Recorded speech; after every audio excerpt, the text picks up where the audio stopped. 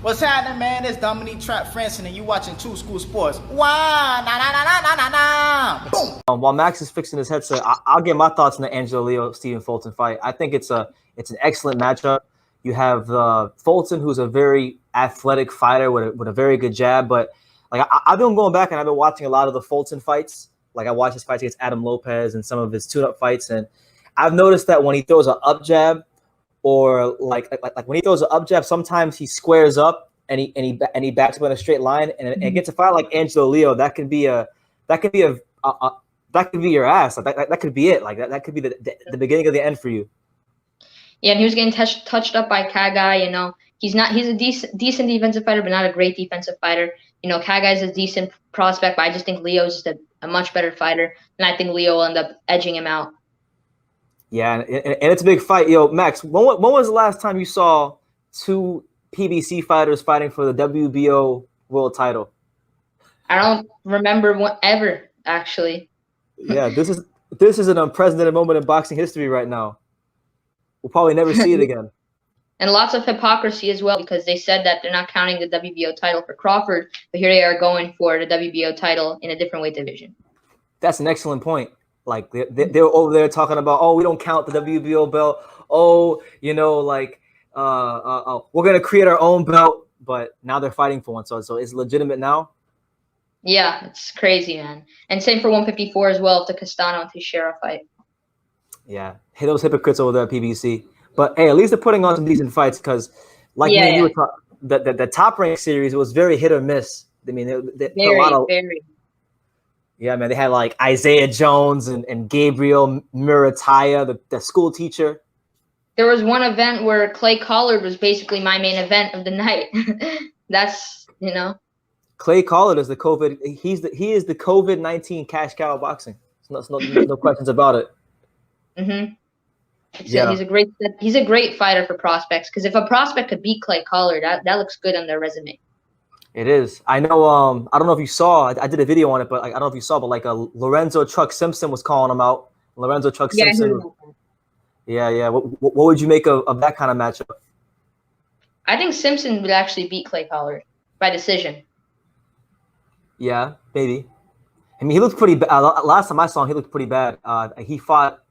I forgot the guy's name, but he fought in the Danny Garcia Ivan Redkach undercard, and he didn't really look so impressive in that fight to me. So I wouldn't rule out Collard in that fight either, to be honest.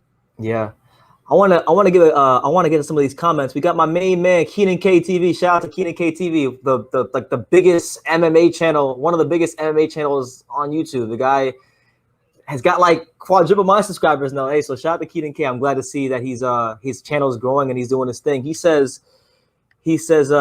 he used to be Sucker BT, but now you're Brother BT. Yeah, man, you used to call me Sucker BT. That was some pretty mean stuff you did back in the day, Keenan K. And then he asked a question. He says, why don't PBC guys go after the WBO title? I think because Bob Arum and Frank Warren have had control of that title for years, and I think after a while, you know, they just got sick of trying to get it. They have the political power over Al Heyman, I think. Yeah, pretty much. Like the WBO title and the top rank is pretty much like they're one. Like they're married to each other. So I guess by freezing out the WBO and trying to delegitimize the title, it's their way of getting more control in the sport of boxing. 100%. Yeah. We also have both Charlos, in some big time fights. You know, we got Jermall Charlo taking on Sergiy Dervyanchenko. We got Jermall Charlo taking on Jason Rosario. So we'll start with Jermall, Minimax. I'll ask you about Jermall versus Dervyanchenko. How do you see that matchup? That's a fight I'm very, very 50-50 on. I say right now, if it was neutral judges, you know, there's no politics in the sport of boxing, I think Dervyanchenko would edge out Jermall Charlo. But with the politics and it being on PBC and the fight being in America and Charlo being the A side, I'm not sure, man. I want to say Dervyanchenko by like majority decision or something, but I'm watching out for a robbery or a controversial decision to go towards Charlo. How do you see it going? Yeah, I think it's gonna. I don't see Charlo stopping Dervyanchenko. I just think when you look at Dervyanchenko's resume, even before like Jacobs or Golovkin, the guy is very battle tested. You know, he fought like Mike Guy, that was an underrated win. Torreno Johnson, Jack Kulke. He's been in there with some good guys. So I don't see Charlo. Yeah, Sam Solomon. He stopped Sam Solomon, which no one does. Nobody ever stops Sam Solomon. He's a crafty veteran fighter. You know, hard to look good against, even harder to stop. So I think Charlo's going to have a lot of problems. You know, setting the tempo with his jab and staying on the outside, because that's what he wants to do. He's going to want to stay on the outside and look for big counter shots. I don't see him being able to do it, but I don't think he's going to stop him either. So I think it goes to full 12. If he's semi-competitive, he'll probably get a decision. But I hope Dervyanchenko gets a decision if he ends it. Exactly. And, you know, if Matt Korobov could, you know, his technical ability give Charlo all the problems in the world, imagine what Dervyanchenko would do. That's what I'm saying, man. You know, he's 34 years. Oh, go ahead. He's 34 years old, and you know, hopefully he still has enough left in the tank, because even though I thought he beat Golovkin, that was a tough fight. You know, you don't know how much it took out of him at that age.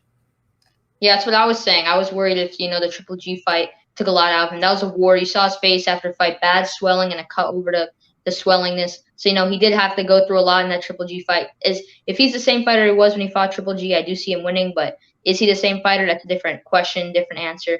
And, you know, Charlo, he said like a month ago he wanted to move up to 168. So we don't know if he's making 162 comfortably or not. That's an excellent point, you know.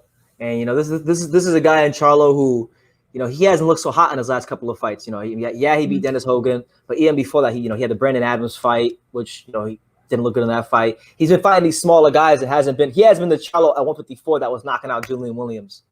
100%. But it's going to be a good fight. I'm actually really excited for it. It should be entertaining, because I don't think I remember Dervyanchenko or Charlo being in a boring fight. So we'll see what happens. Showtime, Sean Porter. It's Aerosmith Joy. Hey everyone, this is Jesse Vargas. You're watching True School Sports. You're watching True School Sports. All right, and you're watching True School Sports. Stay tuned.